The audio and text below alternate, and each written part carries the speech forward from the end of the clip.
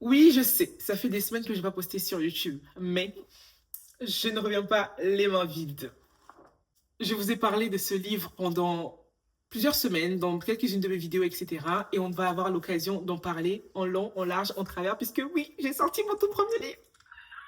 Il est actuellement en précommande, mais ce n'est pas encore le sujet de cette vidéo. Pour l'instant, je laisse juste là et je vais prendre le temps de t'expliquer d'abord certaines choses, puisque là, tu vas voir que cette vidéo va être suivie de deux autres vidéos, puisque tu vas voir celle-ci aujourd'hui.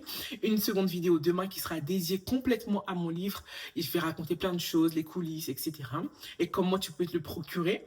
Et dans la vidéo que tu vas voir après-demain, je vais également parler d'autres choses. Donc vraiment, clairement, je ne reviens pas du tout les mains vides. J'ai plein de choses à te partager et déjà dans cette vidéo-là, j'ai une ressource totalement gratuite à t'offrir. C'est justement le sujet de la vidéo du jour puisque mon absence m'a aussi permis de pouvoir voilà, aller regarder de plus près certains sujets et j'ai l'impression qu'en ce moment, en tout cas, c'est vraiment ce que je ressens dans mon esprit. C'est comme s'il y avait un gros vent de fatigue, d'épuisement, en fait, jusque dans le corps de Christ, hein, je suis en train de parler. J'ai l'impression que, notamment les femmes, parce que je m'adresse aux femmes, mais je pense que c'est la même chose certainement du côté des hommes, mais je crois vraiment qu'il y a beaucoup de femmes chrétiennes qui se retrouvent totalement épuisées, mentalement, moralement, physiquement, et qui continuent malheureusement à se dire « Ah, je manque de discipline, il faudrait que je m'organise mieux, il faudrait que j'arrête de procrastiner, il faudrait que j'achète un nouveau planeur, etc. etc. » Alors que le problème en réalité est beaucoup plus profond que ça et ne se trouve même pas du tout à ce niveau-là. Donc le but de la vidéo aujourd'hui, c'est d'aller dans ce sens-là, de venir t'expliquer en fait que tout n'est pas un problème de manque de discipline dans ta vie. Parce que lorsqu'on manque de discipline, pour moi, ce n'est même pas ça le vrai problème. Ce n'est qu'une conséquence à quelque chose de beaucoup plus profond. Alors, première grande nouvelle, c'est que j'ai enfin créé mon site internet www.corinalou.com et c'est là-bas que tu vas pouvoir retrouver déjà toutes les ressources dont je vais te parler aujourd'hui, demain et après-demain. Donc, si tu es pressé, va juste sur Google, tu tapes www.corinalou.com et tu pourras avoir accès à toutes les ressources que je vais te proposer. Mais sinon, prends le temps d'écouter la vidéo. Il y a pas mal de choses que j'ai à te partager. Si tu me découvres avec cette vidéo, bonjour, j'espère que tu vas bien.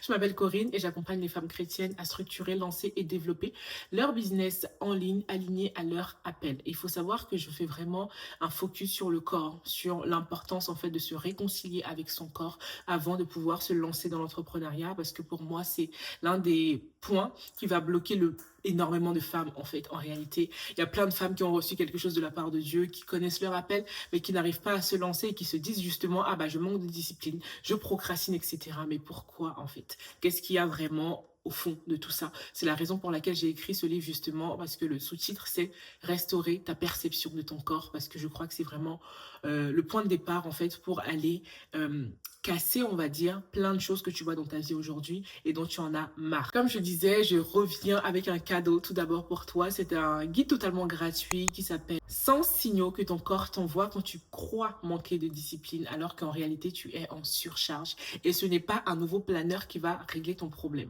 Je dis ça alors que j'ai vendu des planeurs pendant 2 ans. J'ai vendu des planeurs. J'aime les planeurs. J'aime utiliser des planeurs encore aujourd'hui. Mais je crois que ce sont des outils qui servent en fait lorsque on a déjà vécu une certaine guérison, une certaine restauration qui nous permet justement d'être efficace dans la façon dont on gère notre temps. Mais si aujourd'hui tu as juste l'impression que peu importe ce que tu fais, les routines que tu commences, tu ne les termines pas, etc., etc., attends, écoute cette vidéo avant d'aller te jeter sur la prochaine to-do list, etc. Le lien pour télécharger ce guide totalement gratuit est directement dans la barre d'infos, mais si tu veux, tu peux aller aussi sur internet et encore une fois taper www.corinalo.com.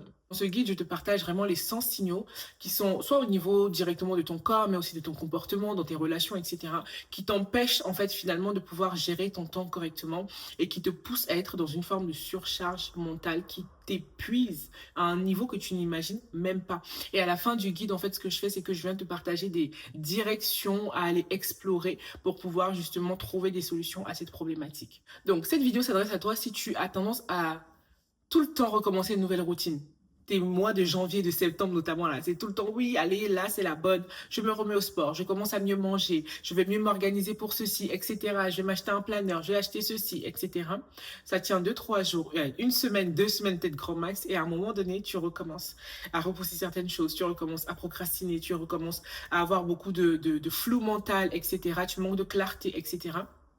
Et tu as l'impression que semaine après semaine, mois après mois, année après année, en fait, tu es comme dans une boucle qui revient, comme dans un cycle, en fait, qui revient encore et encore. Et je crois vraiment qu'il y a beaucoup de femmes qui sont en train de culpabiliser aujourd'hui, qui se disent, voilà, je manque de discipline. Pourquoi je parle de ça, en fait? C'est parce que la plupart enfin, tout le temps, en fait, quand sur Instagram, je demande quels sont vos défis, quelles sont vos problématiques actuelles, franchement, ce qui revient tout le temps, c'est ça, le manque de discipline.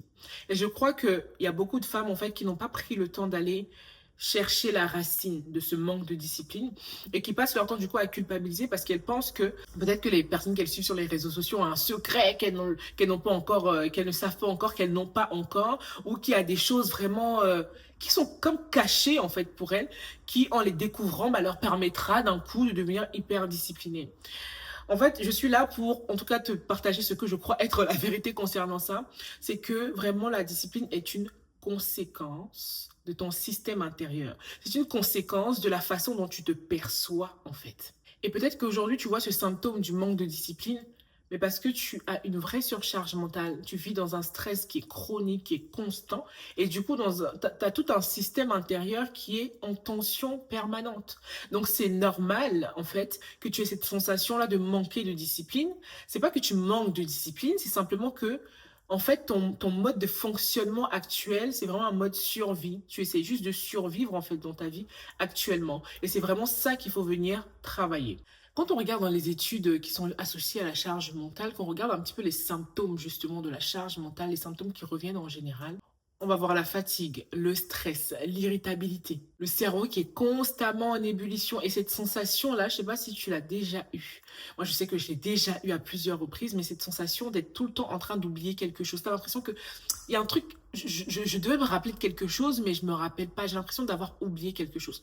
Et le fait d'être tout le temps dans ce truc de ton cerveau qui est en ébullition de façon permanente, constante, etc., c'est ça qui va créer comme un brouillard mental. J'ai une question pour toi. Combien de planeurs est-ce que tu as déjà acheté? Combien de to-do list est-ce que tu as déjà acheté?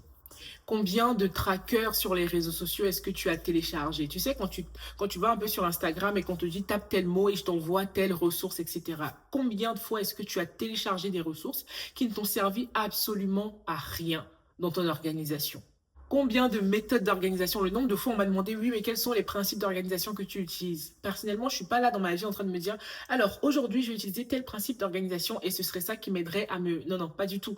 En fait, et lorsque j'ai des retours, lorsque j'ai des questions du style, comment tu fais pour gérer tout ça, etc., je sais que beaucoup de personnes, en tout cas, je parle à celles qui me suivent notamment sur Instagram. Si tu ne me suis pas sur Instagram, mon compte c'est corinne.alou sur Insta. Et en fait, les personnes qui me suivent un peu au quotidien peuvent avoir tendance à me poser ce genre de questions. Comment est-ce que tu fais pour tout gérer? Déjà, je ne gère pas tout parce que je crée du contenu sur les réseaux sociaux et comme tout le monde, bah, je ne peux pas vous montrer 100% de ma vie. En réalité, je montre peut-être quoi? 5% de ma vie à tout casser. Et en réalité, on ne se connaît pas vraiment. Je sais que vous avez potentiellement l'impression de me connaître et vous connaissez une partie de moi puisque je suis moi dans dans ces vidéos, etc. Mais en fait, ma vie, vous ne la connaissez pas. Donc, je ne gère pas tout, en fait. Et c'est aussi parce que je suis passée par tout un processus qui me permet aujourd'hui de vraiment lâcher prise sur plein de choses. Et c'est ce qui fait que j'ai pu, en fait, on va dire, alléger en tout cas considérablement cette surcharge mentale. Qu'on se comprenne bien, encore une fois, j'ai vendu des planeurs, j'ai ma to-do list qui est là, que j'ai aussi vendu, que j'ai aussi vendu, que j'utilise également au quotidien, etc. Mais se baser sur des outils pour se dire, ah, comme j'ai des outils, ça va marcher, non, ça fonctionne pas comme ça. En tout cas, pas pour moi. Et bien souvent, on va chercher en fait à rentrer dans des moules parce qu'on se dit, ah, si telle personne fait ça, ça fonctionne pour elle, je vais le faire, ça va fonctionner aussi. C'est pas le cas. Je prends mon exemple. En 2000, je pense que c'était en 2020 ou 2021, j'avais lu le livre Miracle Morning, comme beaucoup de personnes, et je me suis dit, allez, mais c'est trop bien, Miracle Morning. En gros, c'est un livre qui explique 6 étapes, je pense, qu'il donne à faire le matin très tôt pour pouvoir bien commencer sa journée de façon productive, etc. J'ai déjà fait des vidéos sur cette chaîne concernant la vraie productivité. N'hésite pas à aller voir si ça t'intéresse. Mais en tout cas, j'ai commencé à faire ça, sachant que moi, je ne suis pas quelqu'un qui me lève facilement le matin. Je vais avoir tendance à travailler assez facilement le soir, même très tard. Mais par contre, me lever très tôt le matin, c'est très difficile pour moi. Et pendant un certain temps, je l'acceptais pas, en fait, parce que je pouvais avoir des remarques ici et là et tout. Donc, je ne l'acceptais pas vraiment et j'avais pas fait la paix avec ça. Ce qui fait que en fait, quand j'ai lu ce livre, je me suis dit, bon, bah, je vais tester. Je vais tester, ça a l'air génial. Et en soi, l'idée de me lever tôt et de commencer ma journée tôt, j'aime bien. Mais quand le réveil sonne, oh, oh, c'est compliqué. Et je me rappelle qu'à l'époque, j'avais fait ça et j'avais tenu 2 jours. Et en fait, j'avais arrêté. J'avais arrêté tout de suite après parce que ça ne me correspondait pas à moi. Ça ne correspondait pas à mon système, à la façon dont je fonctionne, etc. C'était pas du tout aligné en fait avec moi, tout simplement. Et bien souvent, c'est ce qu'on essaie de faire, de calquer en fait des choses qui fonctionnent pour X, Y personnes sur notre vie, sur notre réalité, alors que ça se trouve, notre saison ne correspond même pas à ce type d'organisation-là. Et ça aussi, c'est un gros point. Il y a beaucoup de... Il y a par exemple, je sais une maman qui... à laquelle je pense là dans ma communauté sur Instagram. Donc c'est une maman de, je crois, 3 enfants, dont un enfant à très très très bas âge, qui ne fait pas ses nuits, qui allait, etc. Cette femme-là, qui est dans cette saison-là de sa vie et qui se dit, bah en fait, pourquoi est-ce que moi, peut-être, j'y arrive pas? Pourquoi est-ce que j'ai l'impression que tout me croule sur la tête, etc., etc. Déjà, il y a une histoire de saison de vie. Dans quelle saison de vie est-ce que tu te trouves actuellement? Ne va pas calquer. Enfin, en fait, si je prends, on va dire, deux cas totalement différents de une femme, par exemple, que tu suis sur les réseaux sociaux, une femme célibataire qui n'a pas d'enfant, etc., qui vient de finir ses études, qui vient de démarrer, en fait, son premier emploi salarié, etc. Tu vas suivre cette femme-là, tu vas te dire, ah, mais c'est génial, elle a l'air super dynamique, elle fait ceci, elle fait cela, elle va au travail, après, elle sort avec ses copines, elle fait ceci, non, non, non, elle va à la salle de sport, elle va faire ses courses, elle mange bien, elle fait du meal prep. Et toi, tu es là dans ta vie, tu te dis, à quel moment est-ce que je peux faire ça? Alors que toi, dans ta vie, peut-être que tu es marié, tu as 3 enfants justement, dont, je sais pas, 2 à bas âge, etc. Tu es dans une saison de vie qui ne te permet pas forcément d'avoir les mêmes réalités, en fait, autour de toi. Ça ne veut pas dire que l'un est bien et l'autre n'est pas bien ou inversement, pas du tout. C'est juste que ce sont 2 réalités différentes, 2 saisons de vie différentes. Donc, lorsque tu veux déjà aller t'inspirer de personnes sur les réseaux, par exemple, inspire-toi de personnes qui ont plus ou moins la même réalité que toi, même si évidemment tu ne connais pas la vie de cette personne, tu ne connais pas toute sa vie, mais au moins base-toi sur des personnes qui semblent avoir la même saison de vie que toi, mais également potentiellement les mêmes... quelqu'un qui te ressemble en fait véritablement, sur certains points en tout cas. Parce que le truc c'est que quand tu essaies de forcer et que ça ne te correspond pas, quand la charge mentale commence à monter encore, encore et encore, à un moment donné en fait ton corps commence à parler. Et c'est un peu comme je disais tout à l'heure, cette sensation d'avoir tout le temps ton cerveau qui est en ébullition. Lorsque tu t'arrêtes pour essayer de te reposer un petit peu, bah, tu culpabilises, tu te dis, mais je suis là, je suis assise dans mon canapé alors que je pourrais être en train de faire, d'étendre le linge, je pourrais être en train de faire telle activité, etc. avec mes enfants, je pourrais être en train même de lire la Bible, de méditer, de prier, etc. Et même tes temps de repos deviennent maintenant des rings de boxe entre toi et toi-même. Tu as du mal à dire non dans tes relations. Tu es celle qui est tout le temps là pour les autres. Tu es toujours présente, même lorsque ça ne va pas, même lorsque tu sais que là, tu ne tiens pas, tu vas quand même répondre oui. Mais le truc, c'est que tu ne réponds pas oui parce que tu te bases sur l'amour, mais parce que tu te bases sur la peur. La peur du regard des autres, la peur de, ah, mais si je commence à ne plus être présente, qu'est-ce qu'on va penser de moi, qu'est-ce qu'on va dire de moi, etc. Et en fait, il y a plein de voix qui viennent te parler comme ça et que tu acceptes, ce qui te pousse en fait à rentrer encore plus profondément dans cette charge mentale. Je ne suis pas en train de dire que tu es en train de créer ta propre charge mentale, mais je suis en train de dire que tu peux agir dessus. Ou des choses comme, voilà, tu vas avoir beaucoup de mal à prendre soin de toi véritablement. Exemple, prendre du temps pour toi, pour faire du sport, c'est pas possible. C'est pas possible parce que tu te dis justement, ces 20 minutes que je vais prendre, je pourrais être en train de faire autre chose. Je pourrais être en train d'être présente pour mon mari, pour mes enfants, en train de cuisiner, en train de faire ceci, cela. Ce qui fait que ce temps-là, tu ne le prends même pas pour toi. Ce temps que tu peux prendre pour faire ta skincare, etc., tu ne le prends pas pour toi ou tu le fais vraiment à la va-vite, quoi. Vraiment, quand on te voit mettre même mettre la crème sur toi, c'est... Et tu pars. Qu'est-ce qu'il y a? Qu'est-ce qu'il y a?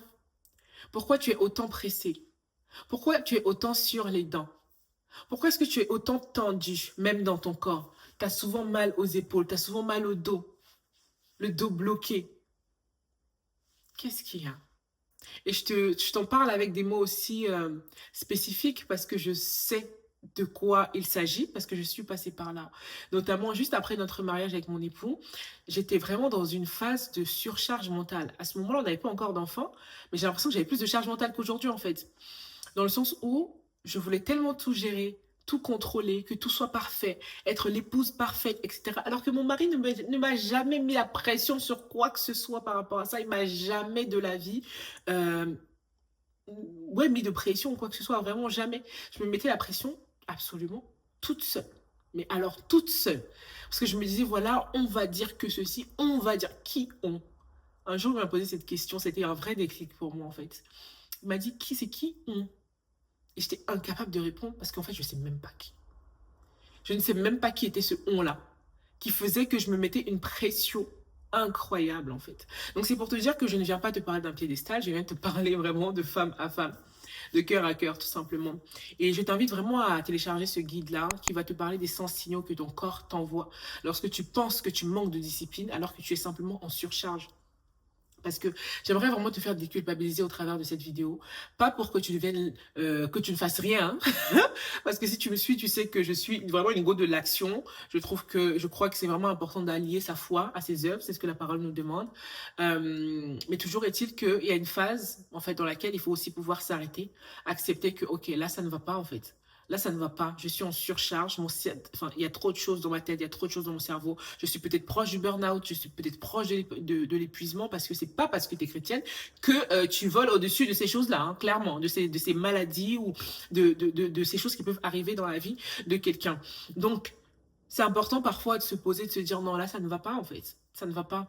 Et c'est pas juste une histoire d'avoir une nouvelle to-do list ou un nouveau planeur. Non, non, ça va beaucoup plus loin que ça.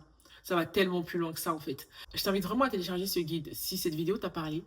Parce que le but pour moi, c'était simplement que tu prennes conscience de ça. Peut-être que tu ne manques pas de discipline. Peut-être qu'il faut que tu fasses juste une pause. Que tu t'arrêtes dans ton mode de fonctionnement. Et que tu viennes en fait comme parler avec toi-même. Avec le Saint-Esprit bien sûr. Et je prie que, alors que tu vas lire ce guide, en fait, que le Saint-Esprit puisse rappeler à ta mémoire des choses peut-être que tu fais, des comportements peut-être que tu as, des pensées peut-être que tu as, qui font que tu vis dans cette forme de surcharge mentale aujourd'hui. Parce qu'en fait, vivre constamment dans l'hyper-contrôle, l'hyper-performance, l'hyper-vigilance, etc., ça n'a rien de bénéfique en fait pour toi. Ça n'a rien de bénéfique pour ton corps, ça n'a rien de bénéfique pour les personnes qui sont autour de toi. Tu vas t'épuiser, tu vas t'épuiser. Et en fait, être dans cet état-là n'est pas du tout un bon terreau pour lancer une entreprise, n'est pas du tout un bon terreau pour lancer cette activité. Tu as d'abord besoin de prendre du temps pour toi. Je te laisse là-dessus, télécharge le guide, le lien est dans la barre d'infos et moi je te donne rendez-vous demain pour une vidéo dans laquelle on va parler de mon livre en long, en large et en travers. Si t'as pas liké la vidéo, like la vidéo. Si tu ne t'es pas encore abonné, abonne-toi et moi je te dis à demain pour la vidéo suivante.